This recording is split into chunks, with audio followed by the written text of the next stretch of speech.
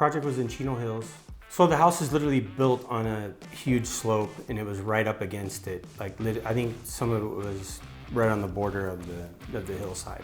The guy had just purchased the home and they had noticed some cracks on the back side of the house closest to the slope. The guy's actually an engineer himself, so he inquired and then he had San Mina come out. They took a look at it and then they referred us to go out and do a full evaluation and do a floor level survey and then go ahead and give them a scope of work. I saw the signs of distress. Actually, the biggest thing that I saw was the separation from the floor and the baseboard.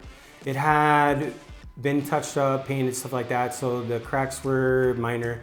They weren't that bad. The difference in elevation consistently from the back side of the house where the hill was on the back was, I believe, 1 inch till it got to like a pop out on the house. So for typically something like that, what we do for that type of issue is we'll do vertical piers and tiebacks. So that's exactly what we did. We did, I believe it was 19 helicals for vertical support, and then we did 10 tiebacks for the lateral support along the entire backside of the house. Initially, he wanted me to quote him 2 different ways. He wanted to see what it would cost and what the scope would be in order to lift the house. And then he also wanted me to give him a scope and pricing on stabilization. There was a big difference as far as cost and actually scope of work. So he decided what his accomplishment here is that he just wanted to stop the house from moving. That's it. So stabilize only is where he ended up. That was his choice in order to fix this, rectify this situation. So when the production crew arrives on site, they're gonna take a look at the plans and they're gonna look at the site and the area that they're gonna be working in. First thing they'll do is they'll start doing the layout of the piers. They'll do pier placement.